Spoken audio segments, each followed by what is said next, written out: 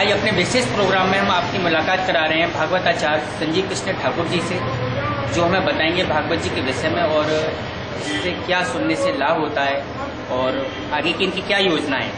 आइए जानते हैं इनसे। जय श्री कृष्ण। व्यक्ति के बाह्य और आंतरिक विश्राम के लिए और विकास के लिए भारतीय सनातन धर्म परंपरा में सबसे श्रेष्ठ अनुष्ठान है श्रीमद् भागवत कथा ज्ञान यज्ञ। इसके द्वारा हम अपनी ऊर्जा को सृजनात्मक रचनात्मक रूप में समाज की राष्ट्र की सेवा में लगा सकें, ऐसा पवित्र चिंतन पवित्र विचार श्रीमद् भागवत जी के द्वारा हम सबको प्राप्त होता है। और वृंदावन का पौराणिक स्वरूप, वृंदावन की पौराणिक स्थिति बच सके, यहाँ के वन पर्वत, यहाँ के कुंड पहाड़ और श्रीमद् भागवत कथा के साथ साथ 15 वर्ष मुझे श्रीमद् भागवत कथा गाते हुए हो गए। अभी जीवन के प्रमुख उद्देश्यों में से 2 उद्देश्य हैं जिन पर भागवत जी और भगवान श्री कृष्ण हमारे ऊपर कृपा करें। सबसे प्रथम उद्देश्य तो इस ब्रजभूमि में यमुना मैया के अस्तित्व का है। गंगा मैया थोड़ी अशुद्ध हुई, थोड़ी अपवित्र हुई, कुछ गंदा जल डाला गया, लेकिन यमुना मैया की स्थिति के बारे में पूरा भारत अब धीरे धीरे जान रहा है।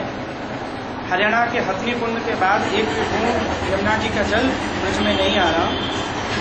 यहाँ मथुरा, वृंदावन और गोकुल के घाटों पर जो भी जल नजर आ रहा है वो दिल्ली का मलमूत्र और औद्योगिक इकाइयों का कचरा है। इस समय हम सब ब्रजवासियों का, हम सब भागवत कथाकारों का, सभी संतों का, सभी महंतों का एक ही उद्देश्य है, एक ही कर्तव्य है। ब्रज में यमुना मैया पुनः अपने प्राचीन स्वरूप को प्राप्त करे। मथुरा, वृंदावन, गोकुल के घाटों का स्पर्श करती हुई यमुना मैया ब्रज का कल्याण करती हुई इलाहाबाद तक पहुंचे। तो हम सब बड़े जोर शोर से लगे हुए हैं। और 1 मार्च 2013 को ब्रज के विरक्त संत पूज्य रमेश बाबा और संत जयकृष्ण दास के सानिध्य में 5 लाख ब्रजवासी पैदल पद यात्रा करते हुए वृंदावन से दिल्ली प्रस्थान कर रहे हैं अपनी यमुना मैया को वापस लाने के लिए। यमुना में गिर रहे सभी गंदे नाले सरकार पूरी तरह बंद करे, एक प्रमुख उद्देश्य है। महाराज जी, हम बात करें श्रीमद् भागवत जी की, उसे सुनने के बाद किस तरह के फल की प्राप्ति होती है? श्रीमद् भागवत जी का जो फल है वह यश्याम वही श्रूयमाणायाम कृष्णे परम पुरुषे भक्तिरुत्पद्यते पुंसः शोक मोह भयापह। त्रिताप का उन्मूलन करने वाली, त्रिताप का नाश करने वाली यह पवित्र पुण्यमयी कथा है।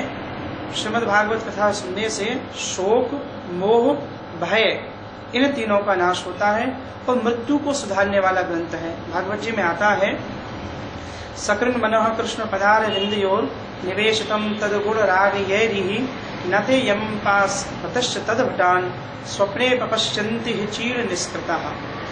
जिसने एक बार अपने मनरूपी मधुकर को कृष्ण कथा के रस का पान करने वाला चकोर बना दिया, ऐसा व्यक्ति उन्मुक्त आनंद की सरिता में गोता लगाता रहता है। और ऐसे व्यक्ति की देहरी को यमराज वंदन करने आते हैं, स्वप्न में भी उनको भयभीत नहीं करते हैं।